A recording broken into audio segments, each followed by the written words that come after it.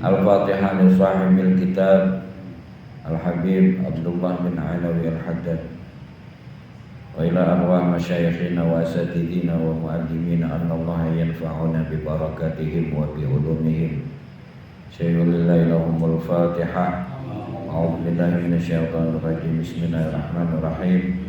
Alhamdulillahi rabbil alamin arrahmanir rahim maliki yaumiddin. Iyyaka na'budu wa iyyaka nasta'in ihdinas siratal mustaqim siratal ladzina an'amta 'alaihim ghairil maghdubi 'alaihim waladdallin.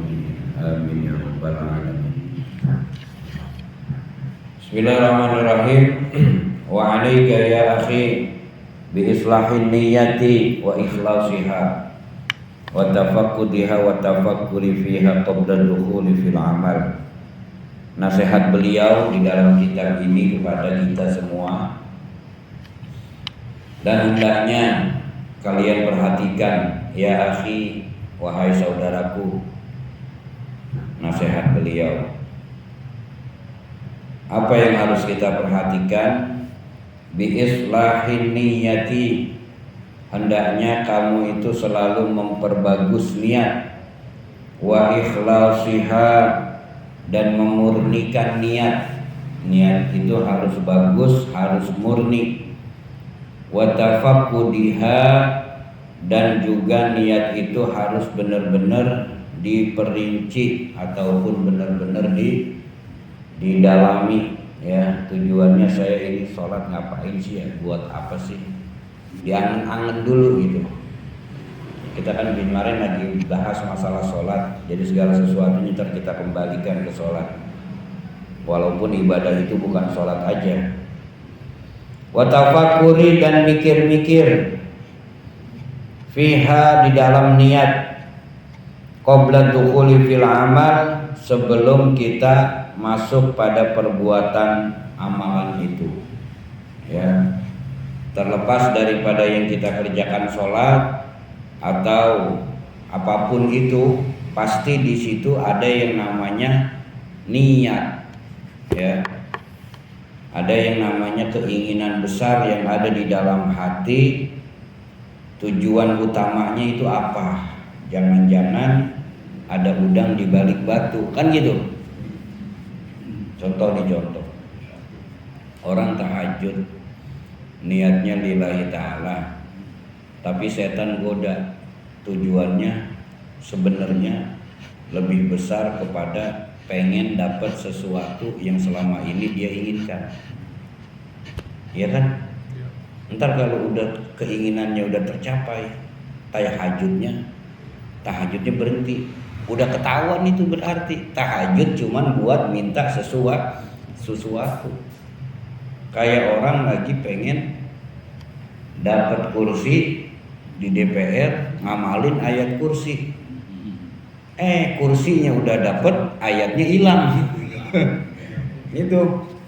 Iya, ngamalin ayat kursi mulu, pengen dapat kursi dia. Nah itu. Kalau yang sudah seperti itu berarti niatnya tidak ikhlas lillahi. Nah, ini kita harus belajar tentang hal ini. Kita harus tahu tentang hal ini. Ya. Walaupun tidak salah, nggak salah kita pengen supaya lancar rezekinya baca surat Al-Waqiah, kan gitu diajarinya ya. Pengen lancar supaya rezekinya kita disuruh sholat duha kalau pagi. Tapi jangan sebatas itu, makanya ngajinya itu harus terus.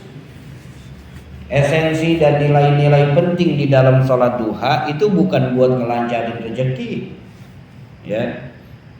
Bukan, itu sebagai sarana salah satunya, iya bisa jadi, ya. Cuman bukan intinya di situ. Intinya adalah apa? Sholat duha itu adalah intinya bahwa di dalam hadis Rasulullah SAW bilang, setiap persendian kita ini yang jumlahnya ratusan ini, itu setiap hari harus sedekah, setiap hari harus bersodakoh. Wajah kita yang menampakkan senyum, maka senyum itu dianggap sedekah. Tangan kita yang berbuat baik juga sedekah. kaki kita, terus. Lalu bagaimana persendian-persendian tubuh kita yang tidak tahu kita itu? Nah, semuanya itu bisa tercover, semuanya itu bisa dibadalin atau bisa digantiin dengan melaksanakan sholat sunat duha, gitu ya. Jadi hak-hak tubuh kita yang harusnya mereka berzikir, bertasbih, bersedekah, itu sudah terpenuhi ketika kita melakukan sholat duha. Jadi jangan semata-mata pengen supaya rezeki lancar, nanti kecewa. Kenapa kecewa? Lah gue dapet begini-gini aja nih ya. Akhirnya nyalahin Allah. Nah itulah karena kita belum islahin niat, memperbagus niat, dan juga kita belum benar-benar tafakur fiha, berpikir pada niat tersebut. Fa innaha asasul amal wal amal wal a'malu tabi'atun laha husnan wa qubhan wa sihatan wa fasadan. Karena sesungguhnya niat itu adalah asasul amal. Asas itu apa kalau bahasa kita? Dasar kan, pondasi. Niat itu adalah pondasinya amal, ya.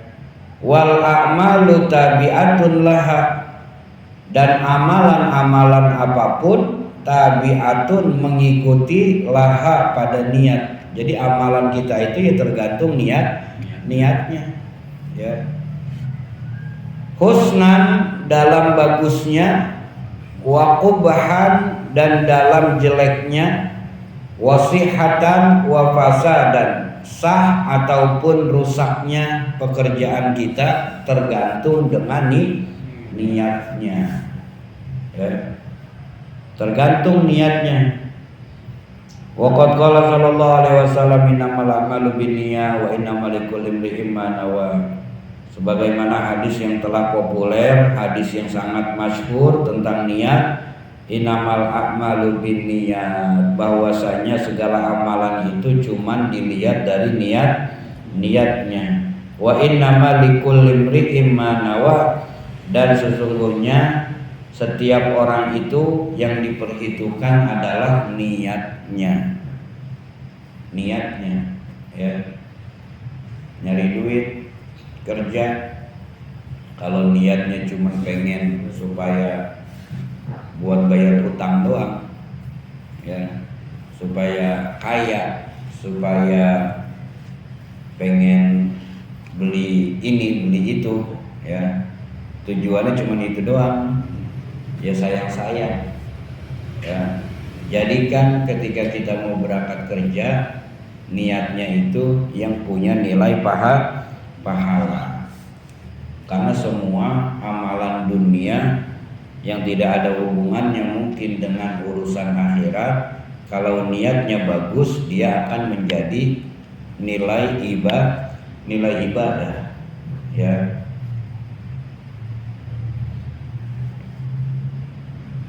Fa'alaika alla taqula qawlan wa la ta'mala amalan wa la ta'zama ala amrin illa wa takuna nawiyan bidzalika at-taqarrub ila Allah, kata beliau nih.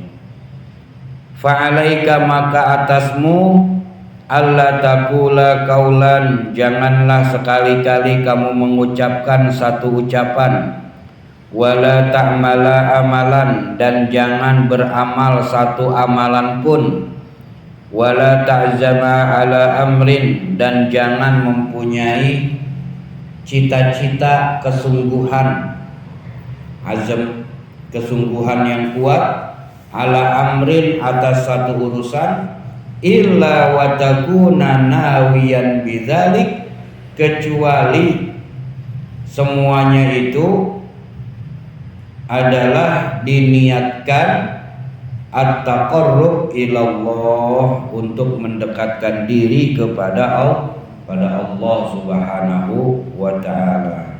Itu yang pertama.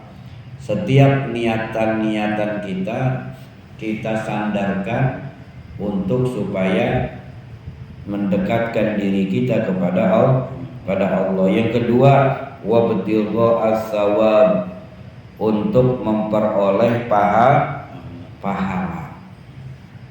Kalau bahasa kerennya investasi, ya, kita berinvestasi, nabung, ya. Orang investasi kan nggak bisa cepat-cepat diambil, ya. Biarin, taruh aja udah, kita investasi atau tabungan akhirat.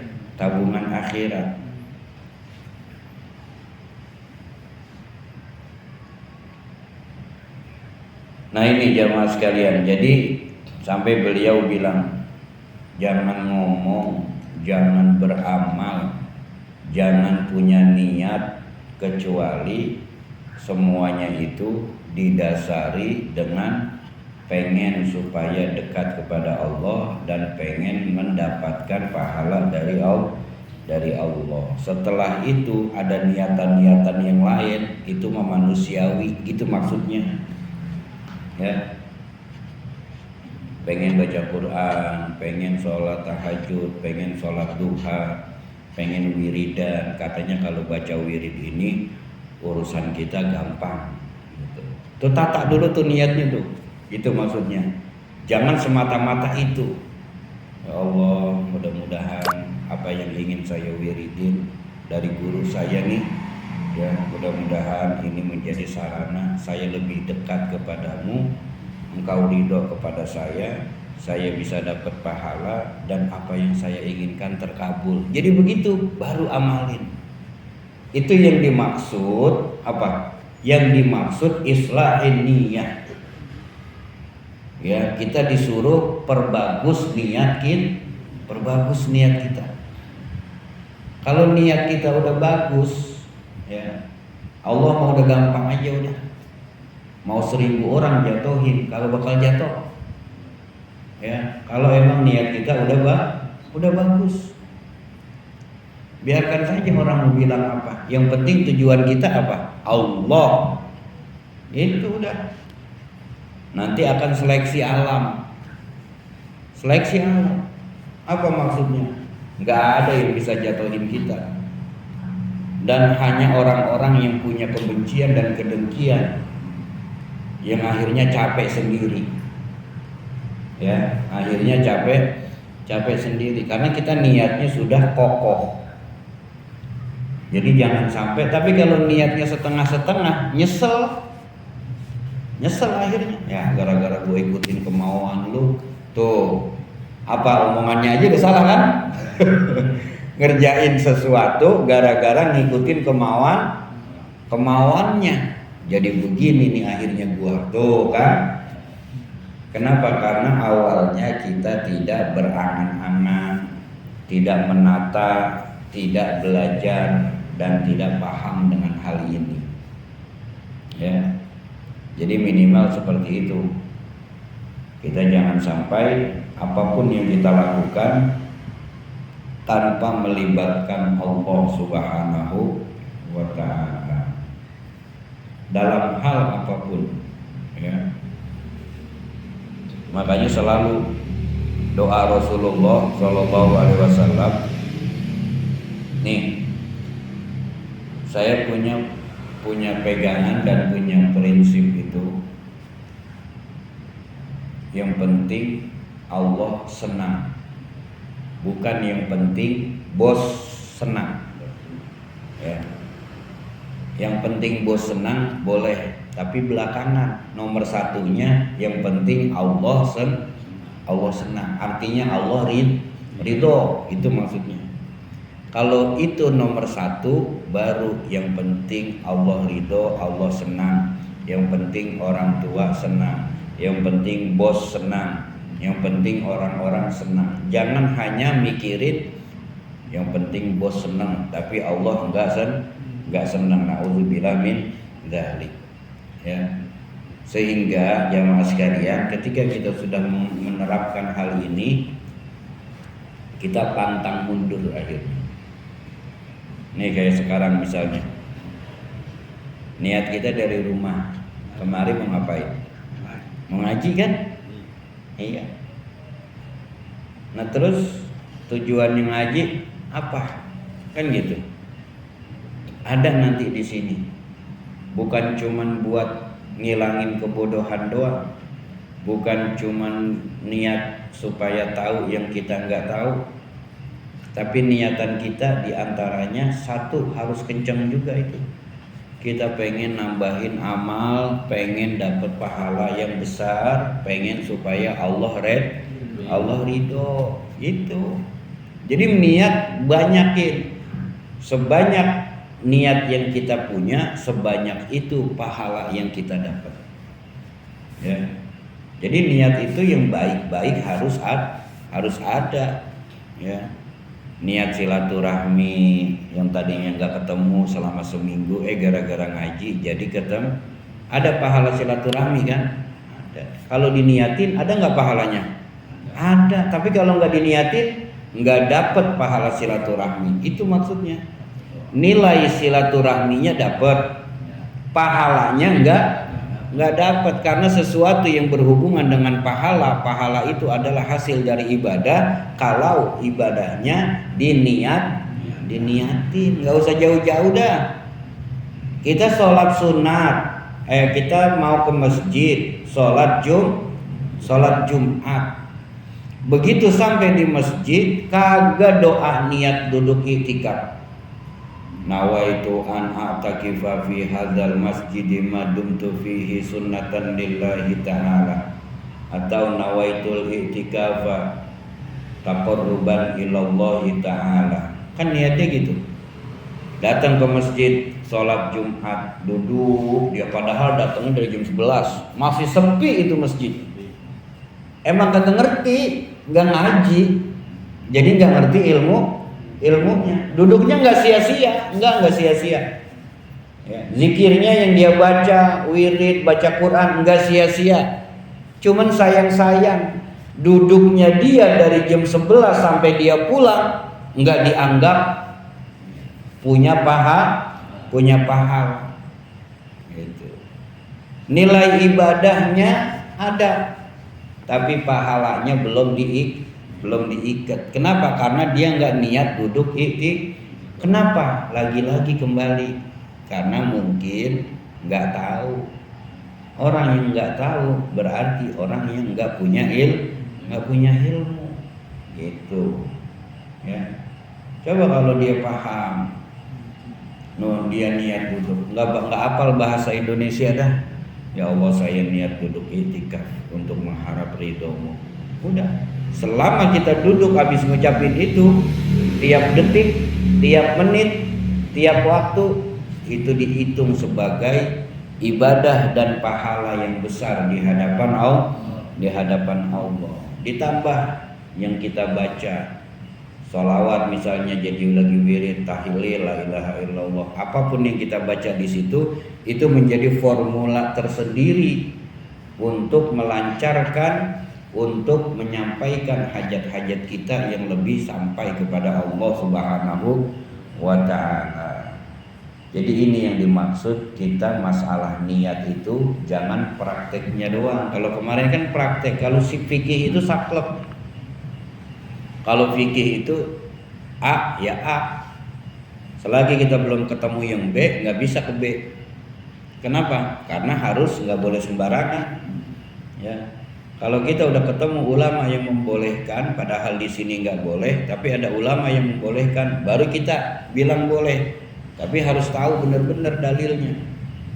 Ya, tapi kalau masalah tasawuf, masalah tazkiyatun nafs, untuk lebih memperindah gitu loh. Ibaratnya gini, ini masjid, musola, ya, secara fisik udah bagus, ada hiasan-hiasan tuh, ya, ada tulisan kaligrafi. Sebenarnya polos, putih, nggak ngapa-ngapa kan, agak ngapa-ngapa, ya. Tapi akhirnya dihias, dilihatnya juga enak, indah. Nah itulah perpaduan antara fikih dan tasawuf itu yang akhirnya membuat ibadah kita pun indah. di mata Allah Subhanahu